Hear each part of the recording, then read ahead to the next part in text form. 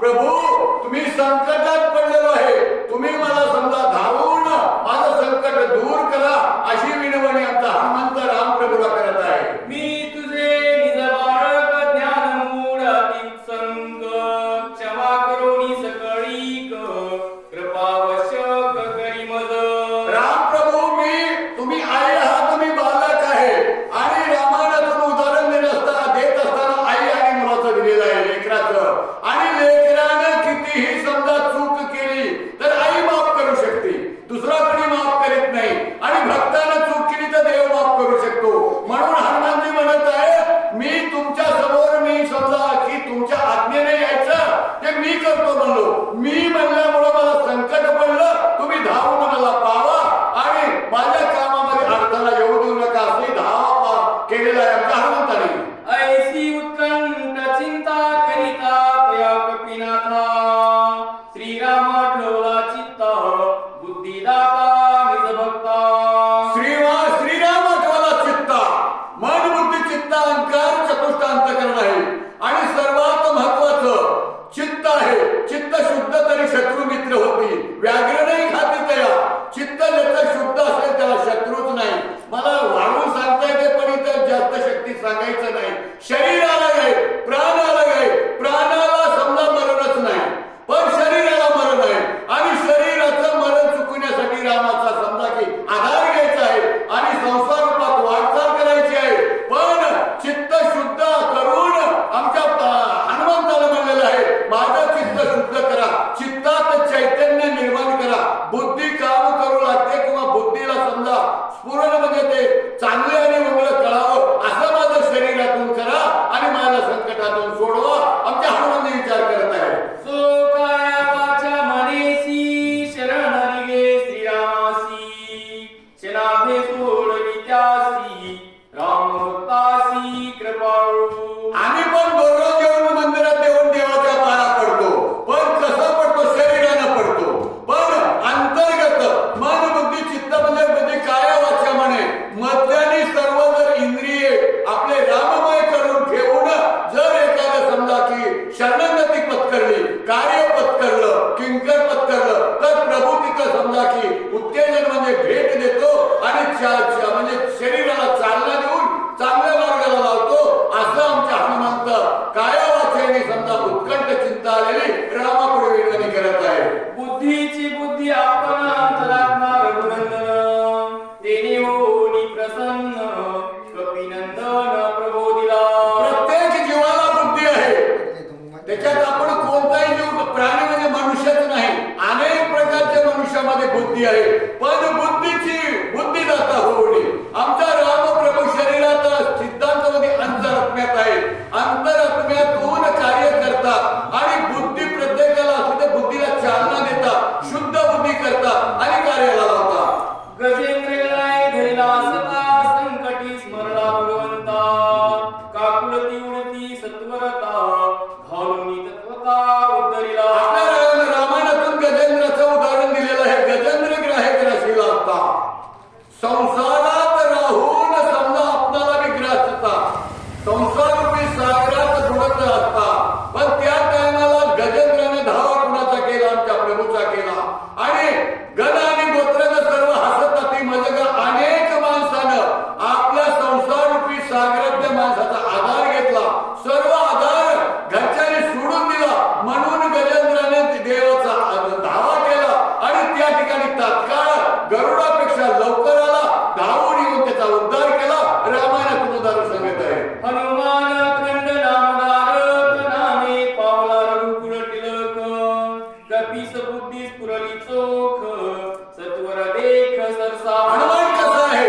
अगोदरच नामधारक आहे आणि राम भक्त, रामाचा किंकर आहे, दास आहे, कार्य करण्यासाठी एक भक्त आहे. आणि एवढा धावा केल्याबरोबर प्रभूनं चित्तात चैतन्यत्व देऊन बुद्धीला काम कर म्हणजे बुद्धी योग्य केली किंवा बुद्धी दाता झाला आणि आमच्या हनुमंताला सोडविलं. मी भ्रांत का झालो आता सगळा पर्वत चितत होता नेहू सर्वता उचलोनी. तर आमच्या हनुमंत म्हणतात मी विनाकारण भ्रांत झालो, माझ्यात ताकद आहे आणि सर्व पर्वतच उचलून नेतो असा सुसेन वैद्य राज तेथे ओळखील औषधी ते उठविल सौमित्रा ते अथक्षण लागता. राम प्रभू श्री सुषेण वैद्य राजा आहेत. लक्ष्मण ज्या ठिकाणी विषज्ञ पडलेला आहे त्या ठिकाणी आहे. मी पर्वतच उचलून नेतो, त्या ठिकाणी सुषेण राज येतील, कोणती वली आहे ते घेऊन जातील आणि लक्ष्मणाला उठवितील. कार्य साधण्यासाठी पर्वतच घेऊन जातो असा निश्चय आमच्या हनुमंताने केला. सरी विलंब करू येथ उदया येईल भास्वत शक्तिवरद अद्भुत कार्य समस्त नासेल. कार्य समस्त नासेल. जरी म्हणजे ह्या ठिकाणी जर विलंब केला, वेळ केला तर त्या ठिकाणी लक्ष्मण विषज्ञ पडलेला आहे आणि सूर्य उगवल्यानंतर वली काम करणार नाही. म्हणून इथं विलंब करायचा नाही, ताबडतोब निघायचा आहे असा निश्चय आमच्या हनुमंताने केला. पर्वते मांडिले सळ पाहो अदरिले माझे बळ औषधी लपविल्या सकळ मज केवळ गोवाव्या. पर्वतानं समजा की रावणाच्या पार्टीत गेला काय काय आणि सळ बांधलेला आहे आणि मला औषधी दिसू देत नाही असा प्रकार घडत असेल तर मी पर्वतालाच पूर्ण उचलून नेतो अशी हनुमंती करता. हानी विनला रावणासी होऊ अदरिले आम्हासी उपळून याच्या कंदासी औषधीसी नेईन. आहे विनिलामा म्हणजे रावण असे.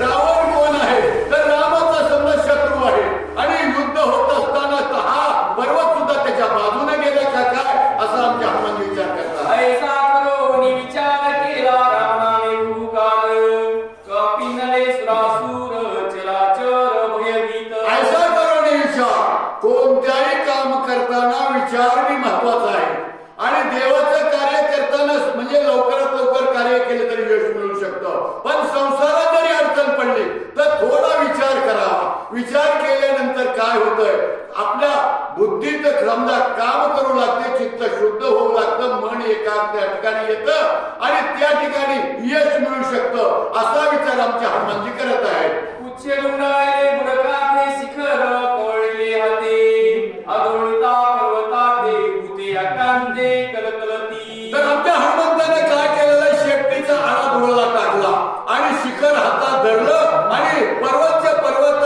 उपडताना हाबडा बसला आणि हाबडा बसल्याबरोबर हादरलं. आपल्याला पूर्वी हादरलं होतं, किल्लारीकडे भूकंप झालता, पण ह्या ठिकाणी पर्वतावर जेवढे जीव होते ते सर्व घाबरले होता. करोनिया राम नाम स्मरण वेगी उपडिता ग्रीगोन धनामिले त्रिभुवन शेषफोन तडकला. करोनिया नामस्मरण. देवाचं काम करायचं आहे पण कोणतंही कार्य करीत असताना देवाचं नाव घेऊन करायचं आहे. हनुमंतापासून शिकायचं आहे. रामस्मरण केलं, शेपटीचा आडा टाकला आणि पर्वत आमच्या हनुमंताने उपडला. धनामिले पाताळ हळबळले लोकपाळ वनदेवता कळबळा केला कल्लोळ सकळी की. हनुमंतानं पर्वत उपडल्याबरोबर म्हणजे आपण म्हणतो स्वर्ग मृत्यू पाताळ, तर पाताळात सुद्धा धक्का बसला, स्वर्गात सुद्धा कळालं आणि लोकपाळ म्हणजे आपण लोक राहतो त्या ठिकाणचा समजा सर्वांना समजा धक्का बसला असं म्हणत आहे. ढेरे पळाली वनचरे ती लंगिरी किरीकिरी कंदरे ससे म्हैसे तरस तंगरे चौफेरे कळकळीती. भेरे पळाली. कुणाला बी जीव समजा प्यार आहे आणि काय समजा की आवाज कशाचा आला, कशाचा धक्का बसला म्हणून वनचरे वनात जेवढे जीव होते ते सैरावर जीवाला बचविण्यासाठी पळू लागले होते. अट्टहास मगदांचे आरडते व्याघ्रांचे सिंहनाद सिंहांचे तेने दचके एमलोक. तेने दचके एमलोक. हत्ती, वाघ आणि सिंह एकदम समजा की गोंधळ झाल्यानंतर समजा ते घाबरले. एवढे मोठे प्राणी जरी घाबरले पण त्याचा परिणाम कुठे झाला यमलोकावर झाला म्हणत आहे. आगळल्या द्रुमवल्ली भूते एकांतरी सकळी त्याही दाती क्रणे धरली शरण आली कपिसी. आंदोलना द्रुपवली. तर त्या ठिकाणी समजा गायी वगैरे जर जनावर असले तर म्हणजे त्या प्राण्याने तृण तोंडात धरलं, शपथ घेतली आणि आम्हाला वाचवा असे सुद्धा प्राणी बोलू लागले. दिशा लंगल्या पक्षीकुळी सर्पणी आले पाताळी दिग्गजावळ सली टाळी दातकिळी कृतांता. दातकिळी कृतांता म्हणजे 10 दिशा सुद्धा समजा त्या आवाजानं गोंधळून गेल्या. त्याच्यात ते जीव घाबरले आणि पृथ्वीवर जे सर्प होते ते जमिनीत शिरू लागले.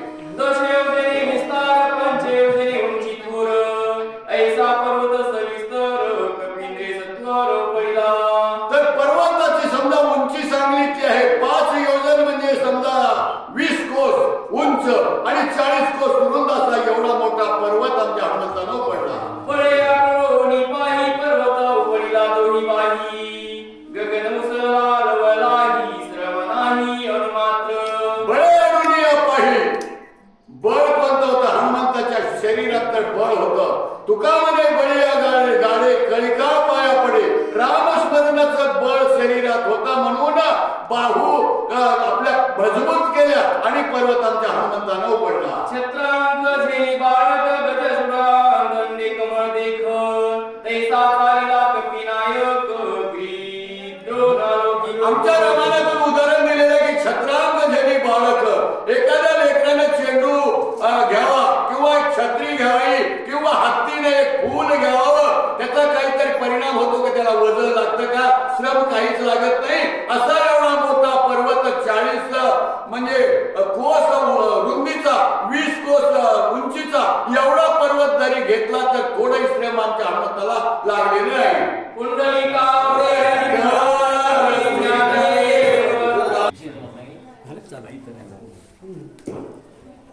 जे जमत ते सध्या त्याचा काय विचार असतो. हुकलं तर काय आपल्या सध्या ती संन्यास काय घाबरायचं नसते ते. कुंडलिका वरदे हरी विठ्ठल श्री ज्ञानदेव पंढरीनाथ भगवान की जय, गोपाल कृष्ण भगवान की जय.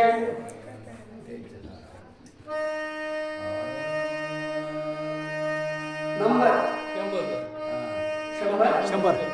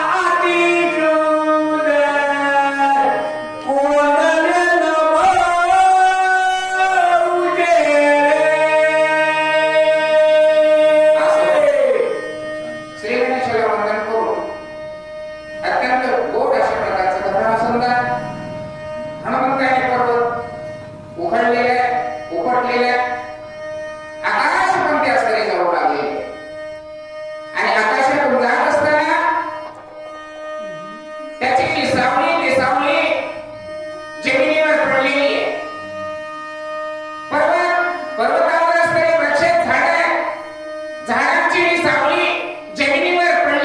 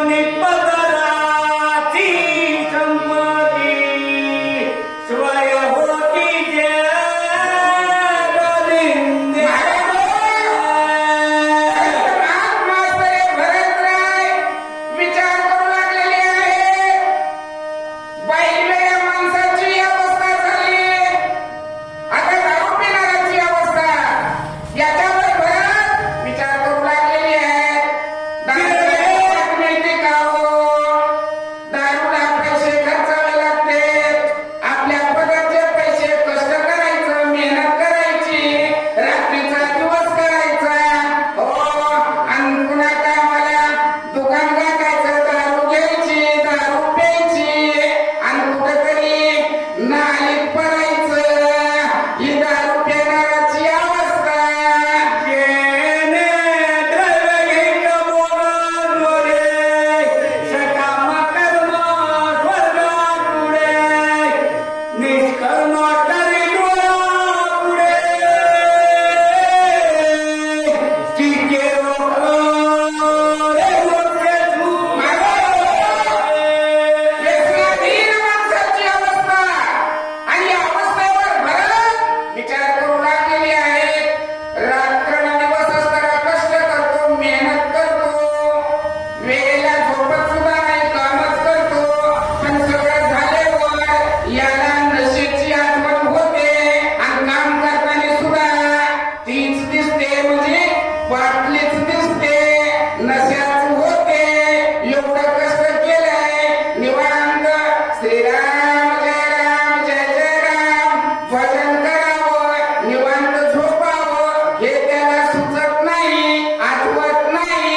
फक्त दारू दारू आणि दारू याच्याशिवाय त्याला काही आठवत नाही. बेंजोरी आईचे धनो, करिता ती मद्यपान, तेने आत्मघाती जमून नरक सेवा. दारू पिणाराची अवस्था, दारूच्या व्यसनाधीन गेलेल्या माणसाची अवस्था. भरतानी विचार केला, आपल्याला सांगितलं डोळे उघडा, नीट बघा, विचार करा. बायकोला साडी आण म्हणलं तर म्हणतो मला प्यायला पैसे नाही, तर तुला साडी कुठली आणू? नाही हो. लेकरांना जर काही खायला जर आणायचं सांगितलं तर ते सुद्धा आणत नाही, कारण दारूला पैसे कमी पडतील. घरात तेल जर नसलं तेल सुद्धा आणत नाही, पण बाटली मात्र नक्की आणतो.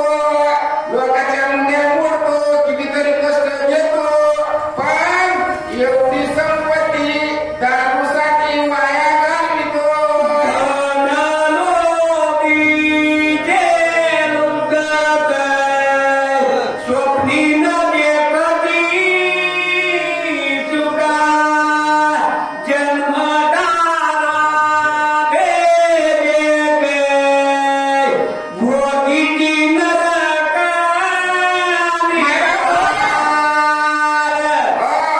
बाईवेड्या माणसाची अवस्था सांगितली, नशाखोरांची सवय सांगितली. आता धनलोभ्याची अवस्था. नागबाबा आपल्याला सांगतात, धन किती कष्ट करावं, किती मेहनत करावं, काय काय करावं, कसं कसं करावं, है की नाही?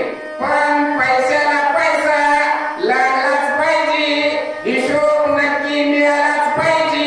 एवढा अनुभव करतील, एक टायमाला जेवणार सुद्धा नाही, चहा सुद्धा पिणार नाही, कुणाला या बसा उठा म्हणणार नाही. सारखा पैसा पैसा पैसा पैसा आणि पैसा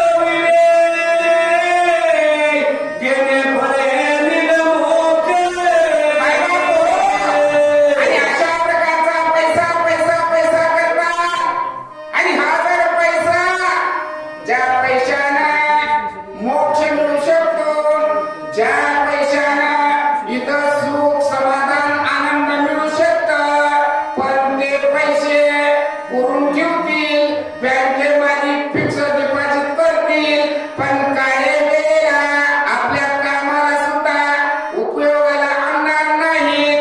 असे पैसे पैसे करूनच मरतील.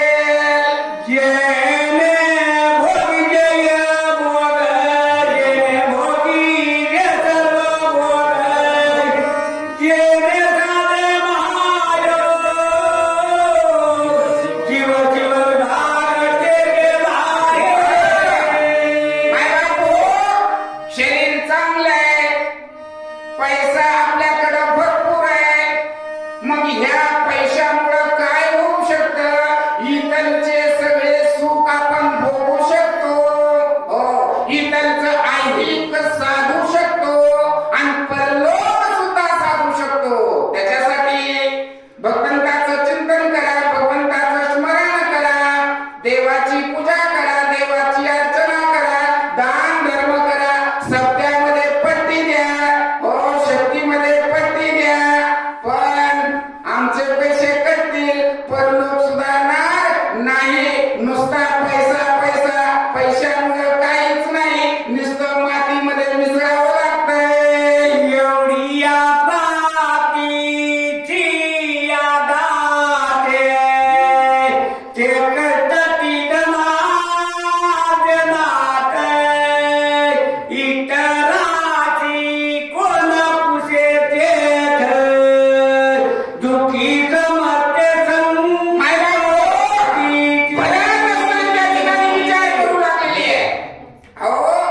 तुम्ही आम्ही तर संसारी माणसं आहेत, कष्ट करतो, मेहनत करतो, पैशाच्या पाठीमागे तर लागतो, है की नाही? पण ते जे साधू संत आहेत ना, ते साधू संत सुद्धा पैशासाठी मागे लागतात.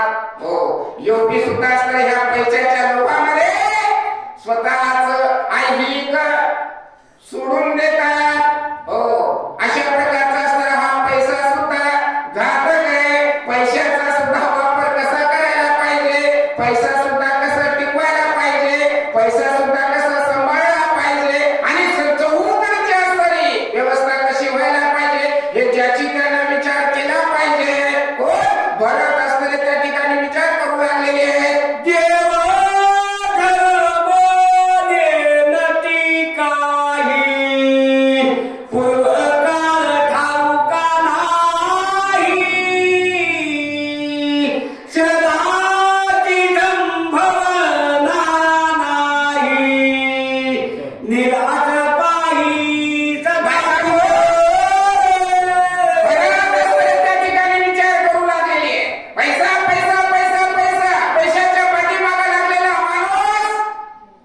सणवार सुद्धा विचार करत नाही. हा सण आहे, नवरा बायको दोघं एकमेकाला म्हणतात, मी करतो तुला मारल्यासारखं, तू करायचं रडल्यासारखं. हो, शेजारी येतील, काय झालं, दोघात भांडण झालं, तुला एक जण नेईल, मला एक जण नेईल, दोघ जण त्या दिवशीचा सण पूर्ण होईल, आपलं सगळंच वाचल, पैसा आपला वाचल. अशा प्रकारची असतात ही योजना, हे धनलोभी करतात. मग मायबापाचं असणारं पितर आहे, पितराला सुद्धा जीव घालायची गरज नाही. असे हे धनलोभी असतात. पैसा पैसा, पैशाशिवाय यांना करमतच नाही, अशी ही धनाची अवस्था आहे.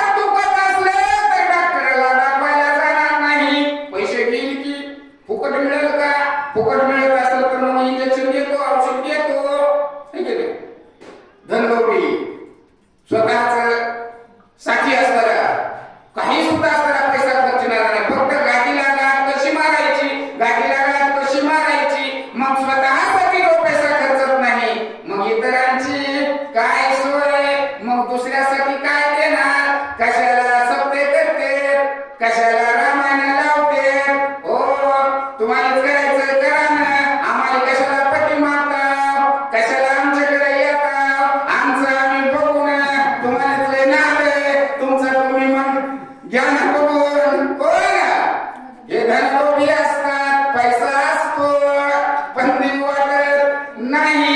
ही धनलोभाची अवस्था लय विचित्र आहे. बोला. करते जोडीली संपत्ती ती ठेवीती आती विभूती. तोंडी डगर माती घालीती आपण बरती धुळी आता. धनलोभी असतात. धनलोभी अंगावर सुद्धा कपडा नीट घालणार नाहीत. हो, कारण पैसा नाही याच्याकडं. हो, घरी सुद्धा तेल मीठ भरणार नाही. पैसा भरपूर नाही. बाजारात चांगलं कशाला आणायचं. राशनचं तांदूळ सुद्धा राशनचं मिळतोय ना, मग तीच तांदूळ सुद्धा खाऊ, कारण पैसा वाचला पाहिजे. मग हे सगळा पैसा गोळा करतात आणि कुठं बँकेमध्ये भरतात. आणि आता बँका गायबच होऊ लागल्या. पहिले काय करायचे, गाडग्यामध्ये पुरून ठेवायचे. है की नाही? हो, मग गाडग्यामध्ये पुरून ठेवायचे, त्याच्यावर झाकण ठेवायचं. है की नाही? पुन्हा मरून जायचं. है की नाही? आणि आता बँकेमध्ये फिक्स्ड डिपॉझिट करा, फिक्स्ड डिपॉझिट करा. है की नाही? आणि अनुराधा बँका सारख्या बँका गायबच. पुन्हा त्याचा पत्ता लागतोय का? तोंडी दगड माती घाली ती. स्वतः काडे कुचरा खातात, पाणी पिऊन जगतात. हो, चांगलं मंगळ खात नाहीत, चढवाढ करत नाहीत, कुणाला पट्टी देत नाहीत, पैसे गोळा करतात आणि लोकांची धन करतात. असे हे धनलोभी असतात. आईची एक एकाची जाती आठवतात वयनेची. तिन्ही एकत्र जेथे मिळती ते दुःख करती सांगा. अत्यंत शांतपणाने विचार करू लागले. कशामुळे विचार करू लागले? आकाशातून काहीतरी आगळं जात आहे. त्याला पाहून भरताला आलेले विचार आहेत. कोणते कोणते विचार सांगितले?